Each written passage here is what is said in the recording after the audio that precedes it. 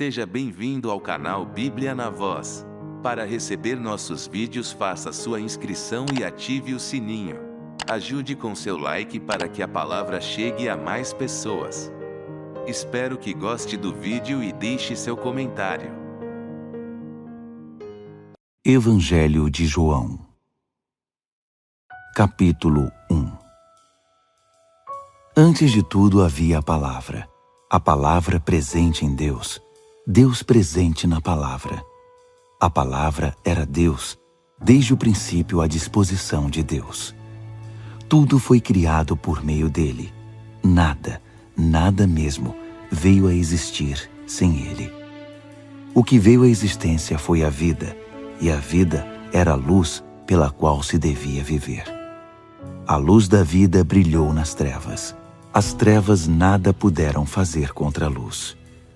Houve um homem chamado João, enviado por Deus para apontar o caminho para a luz da vida. Ele veio dizer a todos para onde olhar, em quem deviam crer. João não era a luz. Ele estava ali para mostrar o caminho para a luz. A luz da vida era verdadeira. Cada pessoa que entra na vida é conduzida à luz. Ele estava no mundo, e o mundo existe por causa dele. Mesmo assim, o mundo não o acolheu. Ele veio para seu povo, mas eles não o quiseram. Mas houve os que o quiseram de verdade, que acreditaram que ele era o que afirmava ser, e que fez o que disse ter feito. Ele fez deles seu povo, os filhos de Deus. Filhos nascidos de Deus, não nascidos do sangue, não nascidos da carne, não nascidos do sexo. A palavra tornou-se carne e sangue e veio viver perto de nós. Nós vimos a glória com nossos olhos, uma glória única. O Filho é como o Pai, sempre generoso, autêntico do início ao fim. João apontou para ele e disse: "Este é o Messias que eu afirmei que viria depois de mim, mas de fato é superior a mim. Ele sempre foi maior que eu, sempre teve a primeira palavra." Todos sempre vivemos de sua generosidade, recebendo dádivas uma após a outra. O essencial veio por meio de Moisés. Foi então que chegou esse exuberante dar e receber, esse conhecer e entender sem fim. Tudo veio por meio de Jesus, o Messias. Ninguém jamais viu Deus. No máximo, fora um vislumbre. Foi então que essa expressão única de Deus, que existe no próprio coração do Pai, se revelou com a clareza do dia. Os judeus de Jerusalém enviaram um grupo de sacerdotes e oficiais para perguntar a João quem ele era, e João foi honesto com eles. Não disfarçou e contou a verdade. "Eu não sou o Messias." Eles o pressionaram. "Quem é você então? Elias?" "Não sou." "O profeta?" "Não." Exasperados, perguntaram: "Quem então? Precisamos dar uma resposta aos que nos enviaram. Diga-nos alguma coisa, qualquer coisa, a seu respeito." "Eu sou um trovão no deserto. Preparem um caminho reto para Deus. Estou fazendo o que o profeta Isaías anunciou." Os que o interrogavam eram do partido dos fariseus, mas tinham sua própria pergunta. "Se você não é o Messias, nem Elias, nem o profeta, por que você batiza?" João respondeu: "Eu batizo apenas com água. Uma pessoa que vocês não conhecem já está entre nós. Ele vem depois de mim, mas é muito mais importante. Na verdade, não sou digno nem de carregar a sua mala." Essa conversa aconteceu em Betânia, do outro lado do Jordão, onde João estava batizando. No dia seguinte, João viu Jesus vindo em sua direção e exclamou: "Aqui está ele, o Cordeiro Pascal de Deus. Ele perdoa os pecados do mundo. Este é o homem de quem falei, aquele que viria depois de mim, mas de fato é superior a mim. Eu não sabia nada a respeito dele. Só sabia que minha missão era deixar Israel preparado para reconhecê-lo como o homem que veio nos mostrar Deus. É por isso que vim, batizando com água, dando um bom banho em vocês e limpando os pecados de cada um para que pudessem ter um novo começo com Deus. João fortaleceu seu testemunho dizendo: Vi o Espírito como uma pomba voando pelo céu, fazendo dele sua morada. Repito, não sei nada a respeito dele a não ser isto. Aquele que me autorizou a batizar com água me disse: aquele sobre quem você vir o Espírito descer e permanecer, batizará com o Espírito Santo. Foi exatamente isso que vi acontecer. Por isso digo a vocês, e não há dúvida, este é o Filho de Deus. No dia seguinte, João estava de volta ao seu posto com 2 discípulos, que observavam. Ele ergueu os olhos, viu Jesus caminhando e disse: Aqui está ele, o Cordeiro Pascal de Deus. Os 2 discípulos, ouvindo isso, passaram a seguir Jesus. Ele olhou para trás e perguntou: O que procuram? Eles disseram: Rabi, que quer dizer mestre, onde o senhor costuma ficar? Ele respondeu: Venham e vejam vocês mesmos. Eles foram, viram onde Jesus estava vivendo e ficaram ali o resto do dia, pois já estava anoitecendo. André, irmão de Simão Pedro, era um dos 2 que ouviram o testemunho de João e que haviam começado a seguir Jesus. A primeira coisa que ele fez depois de descobrir onde Jesus vivia foi procurar seu irmão Simão e dizer: Encontramos o Messias! Isto é, o Cristo. Ele imediatamente o levou a Jesus. Jesus olhou para ele e disse: Você é Simão, filho de João? De agora em diante seu nome será Cefas, ou Pedro, que significa pedra. No dia seguinte, Jesus decidiu ir para a Galiléia. Ao chegar, encontrou Filipe e disse: Venha, siga-me. Filipe era de Betsaida, a mesma cidade de André e Pedro. Filipe foi com ele. Mais adiante encontrou Natanael e disse: Encontramos aquele a respeito de quem Moisés escreveu na lei, aquele anunciado pelos profetas. É Jesus, filho de José. Ele veio de Nazaré. Natanael perguntou: Nazaré? Você está brincando? Mas Filipe insistiu: Venha, veja você mesmo. Quando Jesus viu Natanael se aproximar, disse: Aí está um autêntico israelita, em quem não há falsidade. Natanael estranhou: De onde tirou essa ideia? Você não me conhece? Jesus respondeu: Um dia, bem antes de Filipe ir chamá-lo, vi você debaixo da figueira. Natanael exclamou: Rabi, o Senhor é o Filho de Deus, o Rei de Israel. Jesus disse: Você acreditou porque eu disse que o vi debaixo da figueira? Você ainda não viu nada. Antes que esta história acabe, você verá os céus abertos e os anjos de Deus descendo e subindo sobre o Filho do Homem. João, capítulo 2. Passados 3 dias, houve uma festa de casamento na cidade de Caná, na Galiléia. A mãe de Jesus estava lá. Jesus e seus discípulos também foram convidados. Quando o vinho estava quase no fim, a mãe de Jesus comentou com ele: O vinho está acabando. Jesus respondeu: Isso é da nossa conta, mãe. Minha hora não chegou ainda. Não me apresse. Mesmo assim, ela orientou os empregados: Façam exatamente o que ele disser. Havia ali 6 grandes potes de pedra usados pelos judeus para as lavagens rituais. A capacidade de cada pote era de 80 a 120 litros. Jesus ordenou aos empregados: Encham os potes de água. E eles os encheram até a borda. Agora encham suas taças e levem-nas ao mestre de cerimônias. Disse Jesus, e eles obedeceram. Quando o mestre de cerimônias provou a água transformada em vinho, ele não sabia o que tinha acontecido, mas os empregados sabiam. Ele disse ao noivo: Todas as pessoas que conheço começam com os vinhos melhores e depois que os convidados já beberam bastante, servem os inferiores. Mas você guardou o melhor até agora.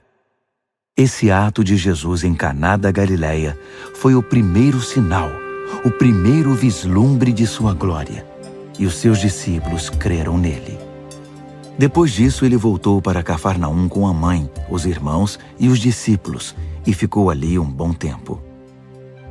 A festa da Páscoa celebrada pelos judeus na primavera estava para acontecer. e Jesus viajou para Jerusalém. Ele encontrou o templo infestado de vendedores de gado, ovelhas e pombas. Os agiotas também estavam ali, trabalhando a todo vapor.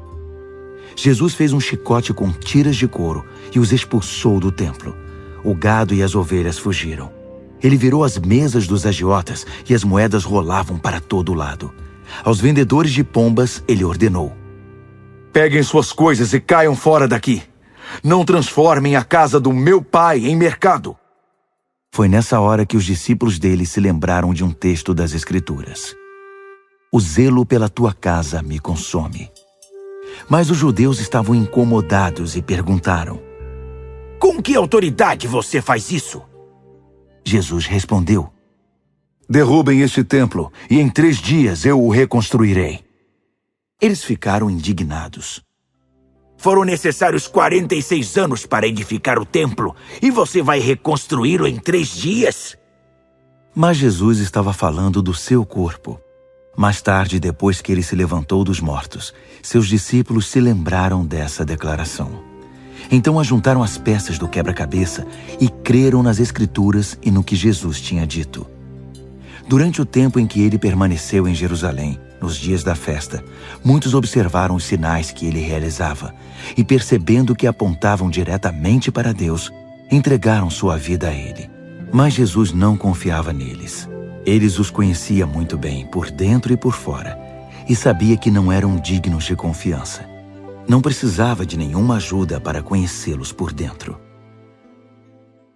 João, capítulo 3. Havia um homem do partido dos fariseus chamado Nicodemos, um destacado líder entre os judeus. Certa vez ele visitou Jesus tarde da noite e disse: Rabi, sabemos que o Senhor é um mestre que vem de Deus. Ninguém poderia realizar esses atos que revelam a realidade de Deus se Deus não fosse com ele. Jesus disse: você está absolutamente correto. Preste atenção. A não ser que alguém nasça do alto, não é possível ver aquilo que estou apresentando, o reino de Deus. Como pode alguém nascer se já nasceu e cresceu? Estranhou Nicodemos. Não é possível entrar de novo no útero materno e nascer outra vez? E que história é essa de nascer do alto?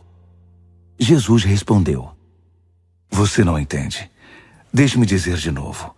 A não ser que alguém se submeta a essa criação original, a criação na qual o vento pairava por sobre as águas, o invisível movendo o visível, um batismo para uma nova vida, não lhe será possível entrar no reino de Deus. Quando você olha para um bebê, vê apenas isto: um corpo que se pode contemplar e tocar. Mas a pessoa que tem um nascimento interior é formada por algo que você não pode ver nem tocar, o Espírito, e se torna um espírito vivo. Portanto, não fique surpreso quando digo que você tem de nascer do alto. De fora desse mundo, por assim dizer. Você sabe muito bem que o vento sopra para lá e para cá. Você o ouve sussurrando pelas árvores, mas não tem ideia de onde ele vem, nem para onde vai. O mesmo acontece com aquele que é nascido do alto, pelo vento de Deus, o Espírito de Deus. Nicodemos perguntou: o que o Senhor quer dizer com isso? Como acontece? Jesus disse: você é um mestre respeitado em Israel e não conhece o básico. Ouça com atenção. Esta é a pura verdade. Falo apenas a respeito do que conheço por experiência. Dou testemunho apenas do que tenho visto com os próprios olhos. Não me baseio em boatos. Mas em vez de encarar as evidências e aceitá-las, você as evita com perguntas. Se quando digo coisas claras como o dia, você não acredita em mim, por que eu falaria de coisas que você não pode ver, das coisas de Deus? Ninguém jamais esteve na presença de Deus, senão aquele que veio daquela presença, o Filho do Homem. Assim como Moisés levantou a serpente no deserto, para que o povo pudesse vê-la e crer, é necessário que o Filho do Homem seja levantado, para que todos os que olharem para ele, com confiança e com esperança legítima, recebam a vida real, a vida eterna. Deus amou tanto o mundo que deu seu Filho, seu único Filho, pela seguinte razão: para que ninguém precise ser condenado, para que todos, crendo nele, possam ter vida plena e eterna. Deus não se deu ao trabalho de enviar seu Filho apenas para poder apontar um dedo acusador e dizer à humanidade como ela é má. Ele veio para ajudar, para pôr o mundo nos eixos outra vez. Quem confiar nele será absolvido, mas quem não confiar terá sobre si, sem o saber, uma sentença de condenação. E por quê? Porque não foi capaz de crer no único Filho de Deus quando este lhe foi apresentado. Esta é a situação. A luz de Deus invadiu o mundo, mas a humanidade inteira correu para as trevas. Fugiram porque não estavam interessados em agradar a Deus. Aquele que pratica o mal é viciado em negar a realidade e iludir-se, e odeia a luz de Deus. Não vai querer se aproximar dela para não ser submetido a uma exposição dolorosa. Mas quem crê e vive na verdade e na realidade, recebe de coração a luz de Deus, de modo que sua obra pode ser vista, pois é a obra de Deus. Depois dessa conversa, Jesus foi com seus discípulos para o interior da Judéia e descansou um pouco com eles ali. Ele também batizava. Ao mesmo tempo, João batizava em Enom, perto de Salim, onde há muita água. Isso foi antes de João ser preso. Os discípulos de João tiveram uma discussão com a elite judaica a respeito da natureza do batismo e foram perguntar a ele: Rabi, o senhor conhece aquele que estava contigo do outro lado do Jordão? Aquele a quem o senhor confirmou com seu testemunho? Pois bem, ele agora está competindo conosco. Ele está batizando também. E todos estão se tornando seguidores dele, em vez de se unir a nós. João respondeu: É impossível alguém ter sucesso. Falo de sucesso eterno, sem ajuda celestial. Vocês mesmos estavam lá quando deixei muito claro que não sou o Messias, mas apenas aquele enviado adiante dele para preparar o caminho. Aquele que recebe a noiva é, por definição, o noivo, e o amigo do noivo, seu padrinho, no caso eu, apostos ao seu lado, de onde pode ouvir cada palavra, está feliz de verdade. Como poderia sentir inveja se sabe que a festa acabou e que o casamento terá um bom começo? É por isso que meu cálice está transbordando. Chegou a hora de ele ocupar o centro das atenções e de eu chegar para o lado. Aquele que vem de cima é muito superior aos outros mensageiros de Deus. Quem nasceu na terra é terreno e fala uma língua da terra, enquanto ele apresenta a evidência do que viu e ouviu nos céus. Ninguém quer enfrentar esses fatos, mas qualquer um que examinar essa evidência poderá apostar sua vida nisto. O próprio Deus é a verdade. Aquele que Deus enviou nos comunica a própria palavra de Deus. E não pensem que ele divide o Espírito como se partisse um pão. O Pai ama o Filho de modo imensurável e tudo entregou a ele, para que ele passasse tudo adiante. Uma generosa distribuição de dons. É por isso que quem aceita o Filho e confia nele tem tudo. Vida plena e eterna. Também preciso dizer que quem rejeita o Filho e não confia nele, vive na escuridão e não vê a vida. Tudo que experimenta de Deus são trevas e ira tenebrosa no final. João, capítulo 4. Jesus percebeu que os fariseus se deram conta dos batismos que ele e João realizavam, se bem que não era Jesus quem de fato batizava, mas seus discípulos. Eles perceberam que Jesus estava batizando mais pessoas que João, criando uma rivalidade aos olhos do povo. Jesus então deixou a Judéia e voltou para a Galiléia. Para chegar lá, tinha de passar por Samaria. Ele caminhou até Sicar, uma aldeia samaritana que divisava com as terras que Jacó tinha dado ao seu filho José. O poço de Jacó ainda estava lá. Jesus, cansado da viagem, assentou-se perto do poço. Era cerca de meio-dia. Uma mulher, uma samaritana, veio buscar água. Foi então que Jesus lhe pediu: poderia me dar um pouco de água? Os seus discípulos tinham ido à cidade comprar comida para o almoço. A samaritana, surpresa, perguntou: como pode um judeu pedir alguma coisa a mim, uma samaritana? Na época, os judeus se recusavam a falar com os samaritanos. Mas Jesus respondeu: se você conhecesse a generosidade de Deus e soubesse quem sou eu, pediria água a mim, e eu lhe daria água pura, água da vida. A mulher disse: o Senhor não tem um balde para tirar água e o poço é fundo. Então, de onde vai tirar essa água viva? Por acaso o Senhor tem mais recursos que nosso antepassado Jacó, que cavou este poço e bebeu dele, e também seus filhos e seus rebanhos, e o deixou para nós? Jesus disse: quem beber desta água vai ficar com sede outra vez. Quem beber da água que eu der nunca mais terá sede. Nunca. A água que ofereço é como um poço artesiano interior, jorrando vida para sempre.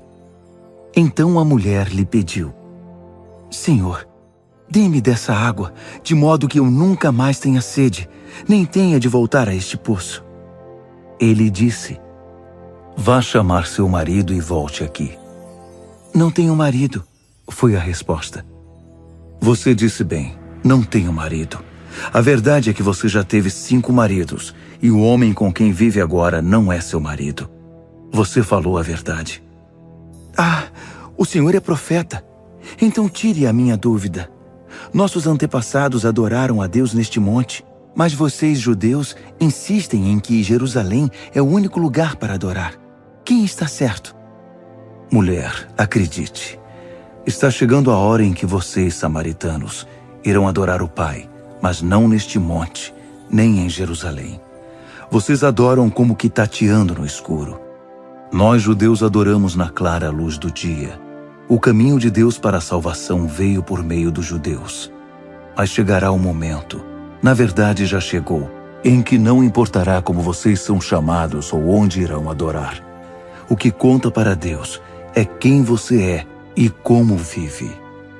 Seu culto deve envolver o seu espírito na busca da verdade. Este é o tipo de gente que o Pai está procurando. Aquele que é simples e honesto na presença dele em seu culto.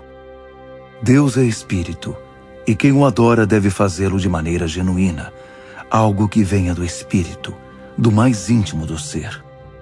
A mulher disse: não entendo bem sobre isso. O que sei é que o Messias está vindo.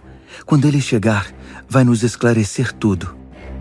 Eu sou o Messias, declarou Jesus. Você não precisa esperar nem procurar mais. Naquele momento, os discípulos chegaram e ficaram escandalizados. Não podiam acreditar que o mestre estivesse conversando com uma mulher daquele povo. Ninguém disse nada, mas a fisionomia deles dizia tudo. A mulher aproveitou a oportunidade para se retirar. Um pouco confusa, deixou o jarro de água para trás. De volta à cidade, anunciou ao povo: venham ver um homem que sabe tudo a meu respeito, que me conhece como ninguém. Será que ele não é o Messias? Eles foram verificar. Enquanto isso, os discípulos insistiam com Jesus. Rabi, come. Não vais comer? Mas ele respondeu: tem uma comida que vocês nunca provaram. Os discípulos não entenderam e disseram: quem te trouxe comida? Jesus explicou: a comida que me mantém ativo é fazer a vontade daquele que me enviou, concluir a obra que ele começou. Quando olham ao redor, vocês não dizem que em 4 meses será o tempo da colheita? Muito bem, agora digo eu: abram os olhos e vejam o que está diante de vocês.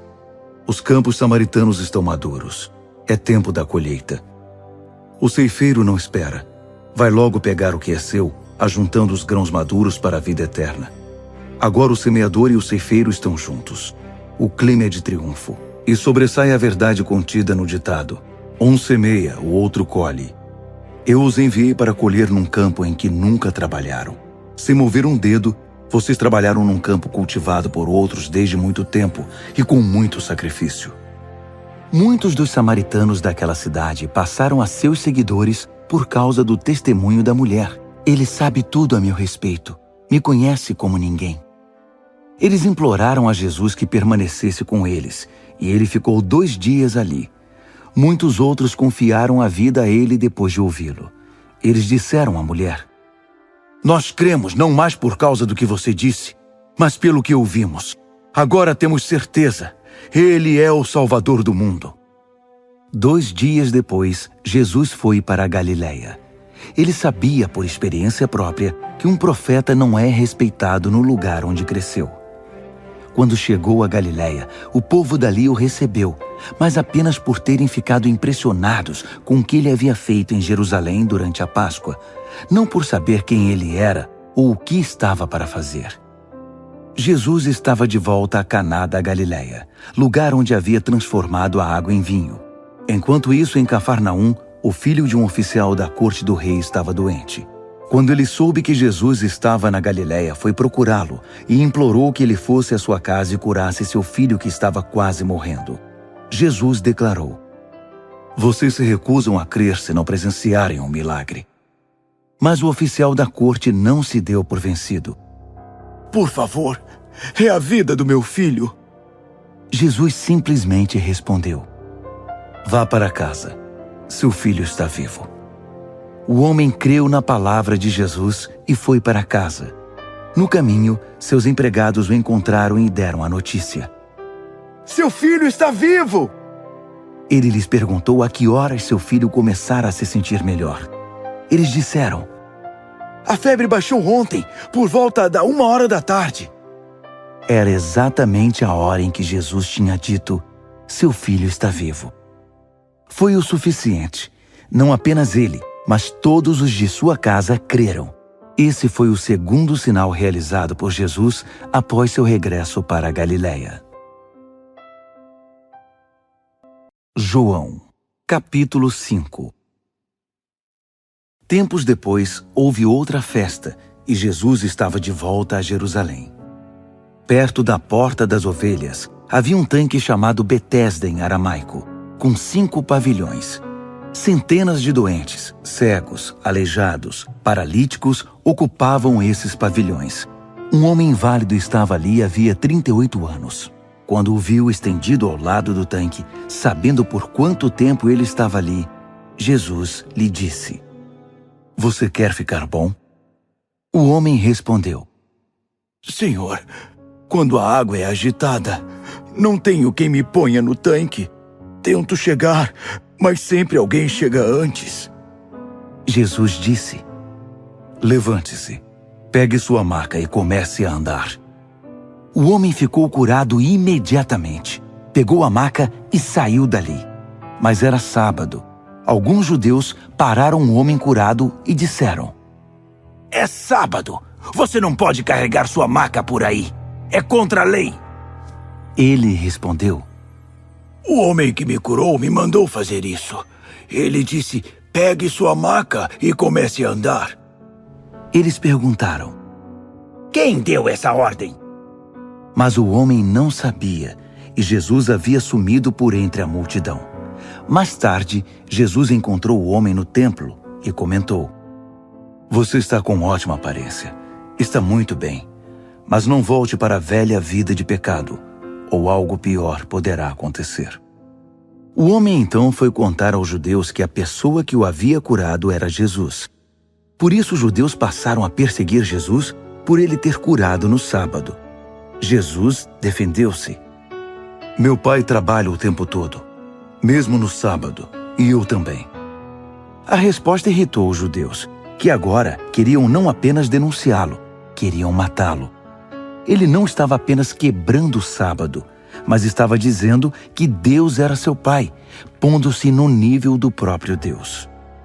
Jesus finalmente se explicou: "Digo a verdade para vocês. O filho não pode fazer algo de forma independente, mas apenas o que vê o pai fazer. O que o pai faz, o filho faz. O pai ama o filho e o inclui em todos os seus planos. Mas vocês ainda não viram nem a metade, pois assim como o pai levanta os mortos e cria a vida, assim também o filho faz. O filho dá vida a quem quiser. Nem ele nem o pai rejeitam ninguém. O pai concedeu ao filho toda a autoridade para julgar, de modo que o filho seja honrado igualmente com o pai. Quem desonra o filho desonra o pai, pois foi decisão do pai pôr o filho no lugar da mais alta honra. Ouçam com atenção que é importante. Quem crê no que eu digo e entra em sintonia com o Pai, que também me pôs nessa posição, recebe agora a vida plena e eterna. Não está mais condenado a ser um estranho. É um passo gigante do mundo dos mortos para o mundo dos vivos. Vocês precisam entender isto já, A hora chegou, quero dizer, agora mesmo, em que os mortos irão ouvir a voz do Filho de Deus, e ao ouvi-la viverão. Assim como o Pai tem vida em si mesmo, ele conferiu ao Filho vida nele mesmo. E por ser ele o Filho do homem, o Pai concedeu também a ele autoridade para decidir e executar tudo o que se refere ao juízo divino. Não fiquem surpresos. Está chegando o tempo em que todos os mortos ouvirão sua voz. Os que viveram no caminho reto ressuscitarão para a vida. Os que viveram no caminho errado ressuscitarão para o juízo. Não faço nada por minha conta. Ouço primeiro e depois decido. Vocês podem confiar em minha decisão, porque não estou seguindo um caminho próprio, mas apenas cumprindo ordens. Se eu agisse por conta própria, meu testemunho seria vazio e egocêntrico. Mas um testemunho independente me confirma. O testemunho mais confiável de todos. Além disso, vocês todos já ouviram e ouviram João. E ele deu testemunho abalizado e confiável a meu respeito, não foi? Além disso, meu objetivo não é ganhar a simpatia de vocês, nem apelar para um simples testemunho humano. Estou falando com vocês deste modo, para que vocês sejam salvos. João foi uma tocha, e vocês ficaram contentes em festejar um pouco debaixo daquela luz brilhante. Mas o testemunho que confirmo que faço supera em muito o testemunho de João. É a tarefa que o Pai me mandou executar. E enquanto a executo, confirmo que o Pai de fato me enviou. O Pai que me enviou me confirma. Só que vocês não percebem isso. Nunca ouviram sua voz, nem viram sua aparência. Nada da sua mensagem restou na memória de vocês, porque não levaram a mensagem a sério. Vocês se dedicam a estudar as Escrituras, porque acham que vão encontrar ali a vida eterna. Mas vocês olham para a árvore e não veem a floresta. Afinal, as Escrituras falam de mim. E aqui estou diante de vocês. E vocês não querem receber de mim a vida que afirmam desejar.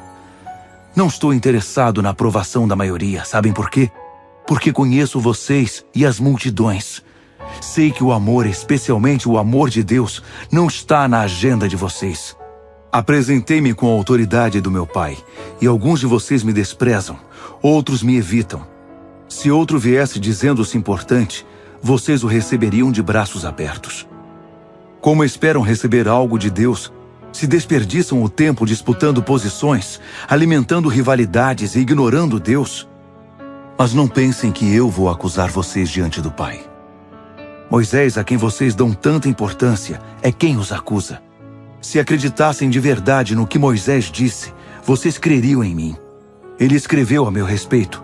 Se vocês não levam a sério o que ele escreveu, como posso esperar que deem atenção ao que eu falo? João, capítulo 6. Depois disso, Jesus navegou pelo mar da Galileia, também chamado de Tiberíades. Uma imensa multidão o seguia, atraída pelos milagres que o tinham visto realizar entre os doentes. Quando chegou ao outro lado, ele subiu a uma colina e sentou-se, cercado por seus discípulos. A festa da Páscoa, celebrada anualmente pelos judeus, se aproximava. Jesus percebeu que uma grande multidão estava se aproximando e comentou com Filipe: onde poderíamos comprar pão para alimentar toda essa gente? Ele queria apenas testar a fé de Filipe, porque já sabia o que fazer. Filipe respondeu: 200 moedas de prata não seriam suficientes para que cada um ganhe apenas um pedaço de pão. Um dos discípulos, André, irmão de Simão Pedro, disse: há um menino aqui com 5 pedaços de pão e 2 peixes, mas para uma multidão como esta, isso é como uma gota num balde. Jesus disse: façam o povo se assentar. A grama verde formava um belo tapete natural, e eles se acomodaram ali, cerca de 5.000 pessoas. Então Jesus tomou o pão e, tendo dado graças, mandou que fosse distribuído. Em seguida fez o mesmo com os peixes. Todos comeram à vontade. Depois que o povo comeu até se fartar, ele disse aos discípulos: ajuntem as sobras para que nada seja desperdiçado. Eles obedeceram e encheram 12 cestos grandes com as sobras dos 5 pedaços de pão. O povo compreendeu que Deus estava agindo no meio deles. O que Jesus havia acabado de fazer era a prova. Eles disseram: Este com certeza é o profeta de Deus aqui na Galileia. Jesus percebeu que no entusiasmo deles já cogitavam a ideia de fazê-lo rei. Por isso afastou-se dali e voltou para a montanha para ficar sozinho. Ao entardecer, os discípulos voltaram para o mar, entraram no barco e navegaram em direção a Cafarnaum. Já estava escuro e Jesus ainda não havia voltado. Um vento forte soprou e o mar ficou agitado. Eles estavam uns 5 quilômetros mar adentro quando viram Jesus caminhando sobre a água, bem perto do barco. Ficaram apavorados, mas Jesus os tranquilizou. Sou eu, está tudo bem. Não fiquem com medo. Então eles o receberam no barco e pouco depois chegaram à terra, no lugar exato a que pretendiam chegar. No dia seguinte, a multidão que havia ficado para trás percebeu que havia só um barco e que Jesus não tinha voltado com os discípulos. Eles tinham visto o barco sair sem Jesus, mas havia barcos de Tiberíades por perto na hora em que eles comiam um pão abençoado pelo Senhor. Assim, quando perceberam que não havia voltado, entraram nos barcos de Tiberíades e foram para Cafarnaum à procura dele. Quando o encontraram no outro lado do mar, disseram: Rabi, quando o Senhor chegou aqui? Jesus respondeu: Vocês vêm à minha procura não porque viram Deus no que eu fiz, mas porque enchi a barriga de vocês e de graça. Não gastem energia lutando por comida perecível como aquela. Trabalhem pela comida que permanece, comida que sustenta a vida eterna, comida que o Filho do Homem providencia. Ele e o que ele faz são permanentes, porque tem a garantia de Deus, o Pai. Eles disseram: Muito bem, o que temos de fazer então para realizar as obras de Deus? Jesus respondeu: Confiem naquele que Deus enviou. Se passarem a segui-lo, ele os envolverá na obra de Deus. Eles pediram: Dá-nos um sinal que diga quem és, uma pista sobre o que está acontecendo. Então seremos teus seguidores. Mostra-nos o que podes fazer. Moisés alimentou nossos antepassados com pão no deserto, e as Escrituras dizem, ele deu a eles pão do céu para comer. Jesus respondeu: O real significado dessa passagem não é que Moisés deu pão do céu ao povo, mas que meu Pai está agora oferecendo a vocês pão do céu, o pão verdadeiro. O pão de Deus desceu do céu para dar vida ao mundo. Eles pediram: Então, queremos esse pão agora e sempre. Jesus disse: Eu sou o pão da vida. Quem vem a mim não terá mais nem sede nem fome. Digo isso com toda clareza, porque vocês, ainda que me tenham visto em ação, não acreditam em mim. Aquele que o Pai me dá, virá correndo para mim.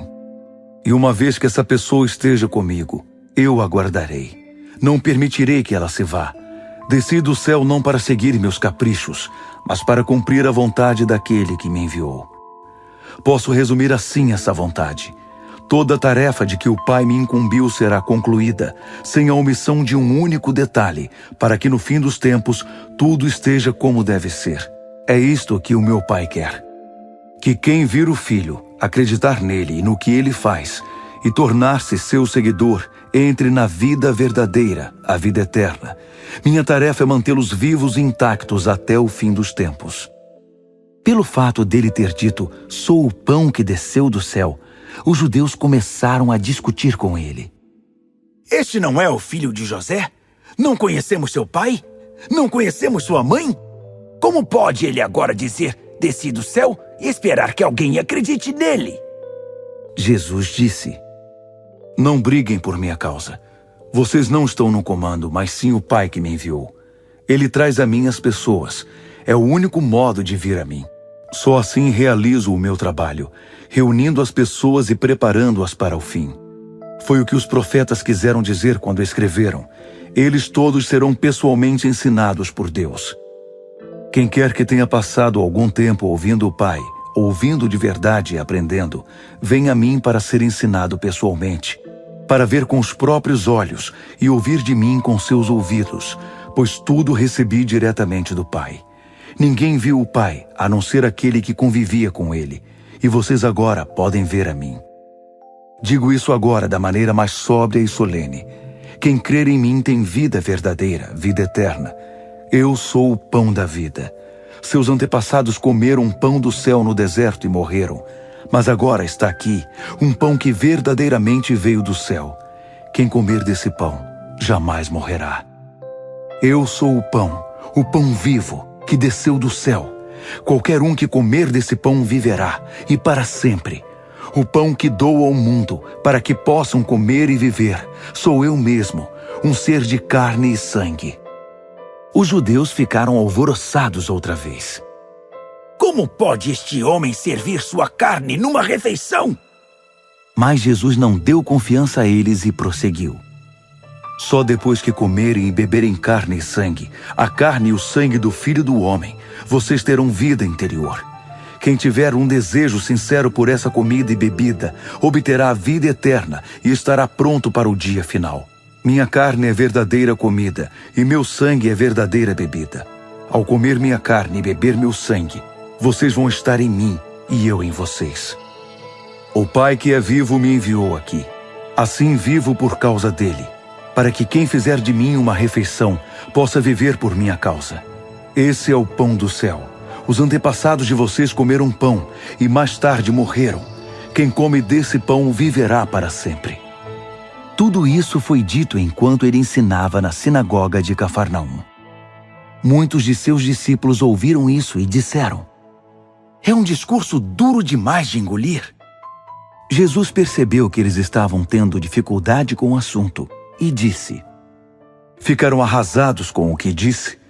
O que aconteceria se vocês vissem o Filho do Homem subindo para o lugar de onde veio? O Espírito pode criar vida. Músculos e força de vontade nada fazem acontecer. Cada palavra que lhes digo provém do Espírito e é capaz de criar vida. Mas alguns de vocês são resistentes e se recusam a ter parte nisso. Jesus sabia desde o início que alguns não iriam segui-lo de fato. Sabia também quem iria traí-lo. Ele continuou: Foi por isso que antes eu disse a vocês que ninguém é capaz de vir a mim por conta própria. Vocês vêm a mim apenas como uma dádiva do Pai. Depois disso, muitos discípulos o abandonaram. Não queriam mais nenhuma ligação com ele. Então, Jesus deu aos 12 a mesma oportunidade. Vocês também querem me abandonar? Pedro respondeu: Senhor, para onde iríamos? Só o Senhor tem as palavras de vida verdadeira, de vida eterna. Já decidimos segui-lo de fato e acreditamos que és o Santo de Deus. Jesus respondeu: Eu não escolhi vocês, os 12? Mesmo assim, um de vocês é um diabo. Ele se referia a Judas, filho de Simão Iscariotes. Esse homem, um dos 12, já estava se preparando para trair. João, capítulo 7. Mais tarde, Jesus retomou suas atividades na Galiléia. Ele não queria viajar pela Judéia, porque os judeus estavam procurando uma oportunidade para matá-lo. Estava próxima a outra festa celebrada anualmente pelos judeus, a dos tabernáculos. Seus irmãos disseram: Por que você não vai para a festa, para que seus discípulos possam ver as obras que você faz? Quem quer ser conhecido não pode ficar escondido num canto. Se você leva a sério o que faz, mostre-se ao mundo. Seus irmãos o pressionavam porque não criam nele. Jesus respondeu: Não me pressionem. Minha hora não chegou. É a hora de vocês. Aliás, sempre é a hora de vocês, porque não tem nada a perder. O mundo não tem nada contra vocês, mas sim contra mim. Está contra mim porque denuncio a maldade que escondem. Quanto a vocês, vão em frente, vão para a festa. Não esperem por mim. Ainda não estou pronto. Meu tempo não chegou. Ele disse isso e ficou na Galiléia. Só que mais tarde, depois de a família ter ido para a festa, ele também foi. Mas se manteve incógnito, evitando ao máximo chamar atenção para si. Os judeus já estavam procurando por ele, perguntando a todos: Onde está aquele homem? Havia muita controvérsia a respeito dele. Seu nome circulava na boca do povo. Alguns diziam: Ele é um homem bom. Outros contestavam: Nada disso! Ele engana o povo! Entretanto, as conversas eram discretas, porque o povo tinha medo dos líderes judeus. Lá pela metade da festa, Jesus se manifestou no templo. Estava ensinando. Os judeus ficavam impressionados, mas estavam confusos. Como ele sabe tanto sem ter estudado? Jesus disse: Não inventei nada disso. O que ensino vem daquele que me enviou. Quem quiser fazer sua vontade, pode testar esse ensinamento e saberá se é de Deus ou se eu o inventei. Quem inventa ideias próprias está sempre tentando impressionar. Mas quem quer honrar aquele que o enviou, apega-se aos fatos, não altera a realidade. Foi Moisés que deu a lei de Deus, não foi? Mas nenhum de vocês a cumpre. Então por que estão tentando me matar? A multidão protestou. Você está louco? Quem está tentando matá-lo? Você está possuído por demônio. Jesus reagiu.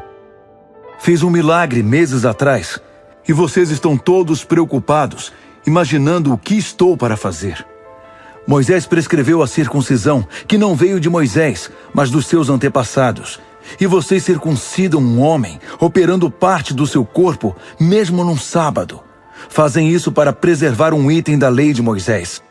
Então, por que estão preocupados por eu haver restaurado a saúde de um homem no sábado? Não fiquem procurando defeitos. Usem a cabeça e o coração para discernir o que é certo, para testar o que é de fato correto. Foi quando alguns habitantes de Jerusalém disseram: Esse não é o homem que estavam querendo matar? Olhem ele aí, dizendo o que quer diante de todos e ninguém o detém. Será que os líderes pensam que ele é de fato o Messias?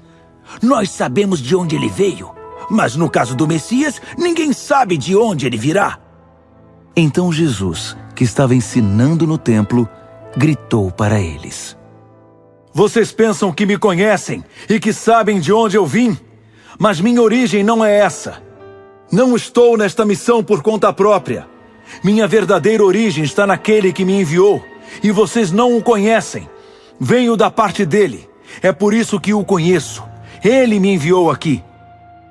Eles procuravam ocasião para prendê-lo, mas ninguém tocou nele, pois sua hora ainda não havia chegado. Muitos de seus ouvintes passaram a segui-lo, mas diziam: Será que quando o Messias vier, vai apresentar provas superiores ou mais convincentes que essas? Os fariseus, alarmados com a onda de rebelião que perpassava a multidão, confabularam com os principais sacerdotes e enviaram os guardas do templo para prender Jesus. Mas ele os enfrentou dizendo: Vou ficar pouco tempo com vocês. Depois vou para aquele que me enviou. Vocês vão me procurar, mas não vão me encontrar. E para onde vou, vocês não podem ir. Os judeus perguntaram uns aos outros: Para onde será que ele vai, que não poderemos encontrá-lo? Será que ele vai para o mundo grego para ensinar os judeus que vivem lá? O que ele quer dizer com vocês vão me procurar, mas não vão me encontrar? E com para onde vou, vocês não podem ir? No último dia da festa, o mais importante, Jesus se pôs de pé e discursou: Se alguém tem sede, venha a mim e beba. Rios de água viva irão jorrar e brotar do íntimo de quem crer em mim, como dizem as Escrituras. Ele fazia referência ao Espírito, a ser recebido por aqueles que crescem nele. O Espírito ainda não tinha sido dado, porque Jesus ainda não havia sido glorificado. Os que ouviram essas palavras comentavam: Este deve ser o profeta. Outros diziam: Ele é o Messias. Outros ainda argumentavam: O Messias não vem da Galileia, não é mesmo? As Escrituras não dizem que ele vem da linhagem de Davi e de Belém, a cidade de Davi? Então houve contenda na multidão por causa dele. Os mais exaltados queriam prendê-lo, mas ninguém encostou a mão nele. Foi quando os guardas do templo se apresentaram aos principais sacerdotes e fariseus que os questionaram: Por que vocês não o prenderam? Os guardas responderam: Vocês ouviram como ele fala? Nunca ouvimos ninguém falar como esse homem. Os fariseus retrucaram: Vocês se deixaram enganar como o resto dessa gentalha? Não percebem que nenhum líder do povo creu nele? Não veem que nenhum fariseu? É só essa multidão ignorante, que não sabe nada da lei de Deus, que é enganada por ele e acaba condenada. Nicodemos, o homem que havia se encontrado com Jesus e que era um dos líderes e fariseu, interferiu. A lei decide sobre a culpa de um homem sem primeiro ouvi-lo e descobrir o que ele está fazendo?